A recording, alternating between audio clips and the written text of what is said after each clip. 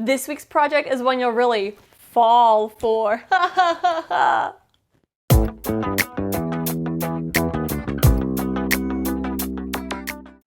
Okay, so really quick before we jump into the video, I can't believe I forgot to say this in like my big intro thing, but this isn't my 100th video, but this is my 100th Tutorial Tuesday. So anyways, that's pretty cool. Now if you do look at like the playlist of all the Tutorial Tuesdays, I do like have a numbering discrepancy. This is actually the 100th video, but I think I missed like 86 and then I did like 287s or something like that, so my number's kind of weird. But this is my 100th Tutorial Tuesday. Thank you guys so much for watching my videos and supporting my channel. Okay, let's go back to the real intro. So today's project is going to be doing some string art. I was inspired by some pieces I saw at Hobby Lobby and I said, why would I buy that when I could DIY that? We are going to be making a fall string art piece. I'm just gonna walk you through the basic steps and here's how I'm doing mine. You of course can do any kind of design. This doesn't have to be just for fall. Today I'm going to be doing a fall leaf, but you of course could do like a snowflake, you could do a seashell for summer, you could do a word. There's really lots of options with it. So as a basis, I got this piece of wood from Hobby Lobby and I turned it into this. So let's grab our piece of wood, some nails and string, and a little bit of paint, and we'll assemble this project. I went to my local Hobby Lobby, I found this nice piece, and of course I used the coupon on it, so I paid less than $2 for this with tax included. And the first thing I want to do is sand this down because some of the edges are just a little bit rough. I'm going to do a big leaf on mine. For me, I just took out a piece of paper and I just sketched out a leaf to get it to be about how I want. You of course can find an image online and print it out, or you can just freehand trace your own leaf. So for painting the plaque, what I'm going to do is I'm going to use this spray paint can and I'm going to spray paint a border in like bronze that'll look like a frame almost.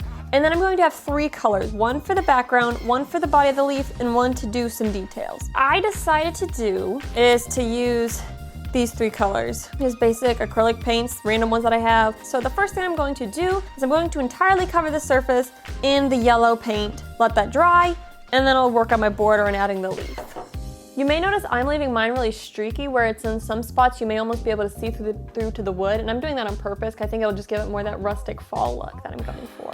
And even though this whole edge here will be covered with the spray paint frame border, I'm still painting it anyways.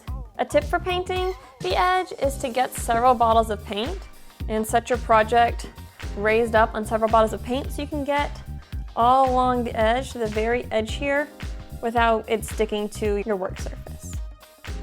So what I need to do next is I need to prep this and cover the center so I can spray paint just the frame. What I've got for that is I cut out a piece of paper just as the bulk of the center, and then I've got some painter's tape that I'm going to carefully put on here and try to create a nice curved edge. I'll probably need to trim the pieces of tape with my scissors here, so we're gonna see if we can get this covered up with the painter's tape. Here's what I'm thinking. I'm just gonna start taping and then I'll take the whole thing and I can trim the tape if I need to. We're gonna trace this side curve onto a piece of paper, cut out the paper. My thinking is we take this and we shift this in just a little bit. That ought to give us a pretty good curve. So let's draw this on here. Now before we cut, and obviously before we paint, we're gonna make sure that our leaf will fit inside that frame, and mine fortunately does. So I'm gonna just peel these edges back and trim down these sections. All right, well now after a little trial and a whole lot of error, we have a template. Once you do get it lined up how you want, you of course want to really push down the edge as well, so that way the spray paint doesn't get underneath there, because that would defeat the whole point of this frame border thing we're doing. And now I'm gonna take this outside and do a coat of spray paint along this edge.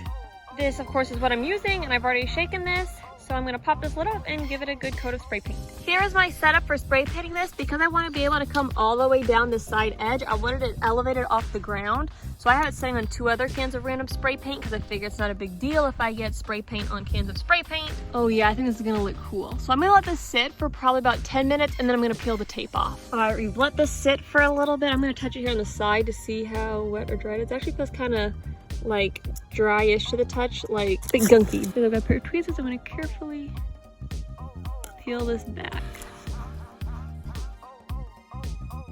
All right, let me set my phone on so I can finish doing this and then I'll show you what it looks like.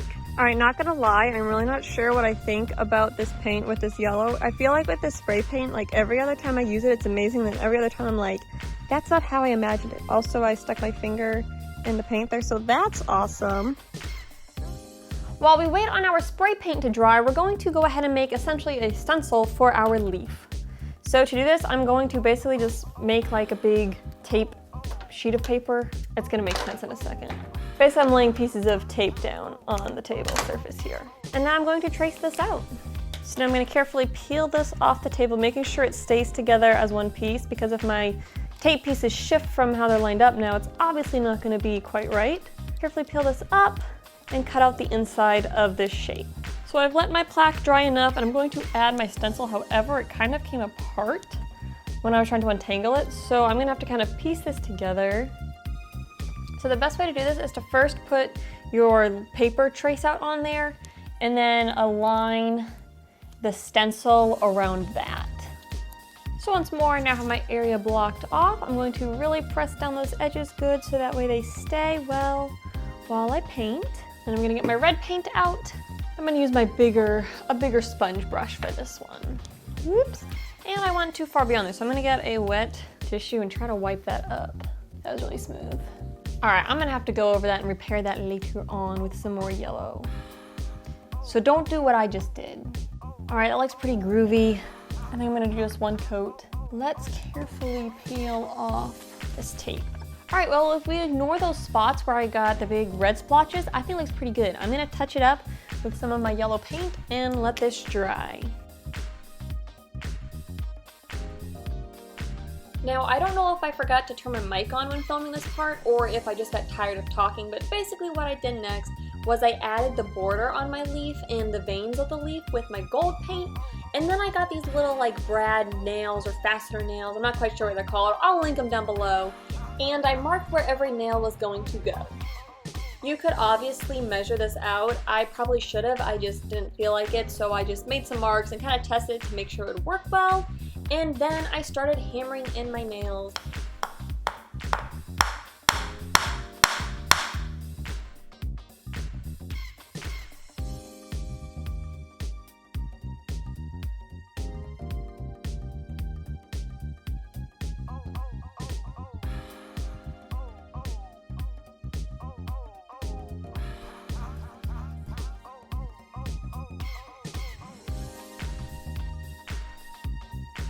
I can't remember if I've mentioned this yet, but I'm actually not totally sold on the color scheme that I went with. But my hope is that when we add the floss, that it will really make everything pop and work together. So here I have a whole bunch of embroidery floss on these big rings from back when I made those friendship bracelets all the time. So now my dilemma is, what color do I go with? Let's try this yellow and mustard one. And this is the fun part, because I'm not even sure how I'm going to wrap this yet, but you can really wrap it however you want. Another thing is these embroidery flosses, at least the ones I have, are multi-ply. I think these are probably like 6-ply. So if you wanted to, you could pull them apart and do like single ply for your strings.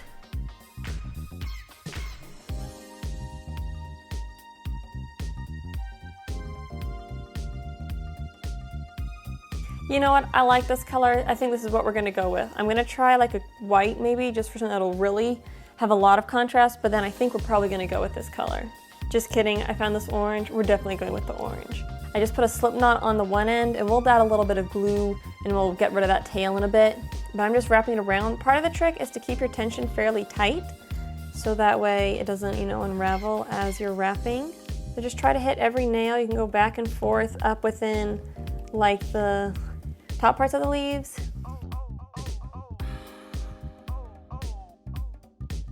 Try to be super mindful of your tension, because if you lose your tension, it all kind of pops off. All right, so now I have wrapped this and I'm come to the end of this string. So I'm going to tie this off. I'm just gonna wrap it around this last one here several times just to make sure it's really secure before I even start tying the knots. And then I did want to go like around the border, so I decided that since I ran out of that color, I'm gonna go around the border with this color, I'll probably go around a few times. So again, I'm making a slip knot. We'll start it on the same guy here. I'm going to wrap it around. When I get to these ones here in the middle, I'll have to go on the inside, but the rest of them I'm staying on the outside of. Just those inner ones I'm going to the inside, around, and then staying on the outside of everything else. And really there's no right or wrong way to do this, so if you get it to look how you want it to look and it's not the way I do it, that is totally fine. Okay, so now the last thing we need to do is obviously we need to get rid of these tails. So I'll start with this one here that's easily by itself. So I've just got some, crazy glue, and this is in a really funky container. And I'm gonna find where I made the knot, and I'm gonna basically just coat it with glue.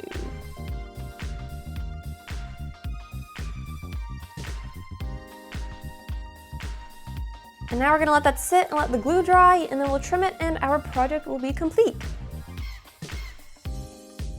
So here we go, this is the finished look. I like the 3D-ness of it, honestly. It's like just a lot of texture, a lot of fun. I'm still actually not totally sold on the colors. I feel like I should have gone with the blue leaf with the green and orange that I was originally thinking, but I still think this is cute. And of course, you can vary this however you want and do just a solid leaf instead of adding in the details. You could do just one color string, lots of colors of strings. There's really no right or wrong way to do this. That's one of the fun things about this project, but I'll probably put a little hook on the back, and then I'll be able to hang this up wherever I want it as fall decor. And it's so nice because it's super inexpensive, especially if you already have the paints and nails, because this piece of wood only was under $2. So you get a couple of these and make a whole little collection on your wall of string art for fall. But if you did like this video and you like this project, make sure you leave a like by hitting the thumbs up button down below. Also, don't forget to hit the big red subscribe button and also click the bell so you get notifications when I post new videos. I try to post every week. I have what I call Tutorial Tuesdays, which is what this one is. Every Tuesday, I teach you a tutorial. And when you like and subscribe, it really helps my channel out a lot. So I really appreciate that. And thank you to everybody who does like and subscribe and continually watch my videos. But I will see you in next week's Tutorial Tuesday, if not sooner. Happy crafting!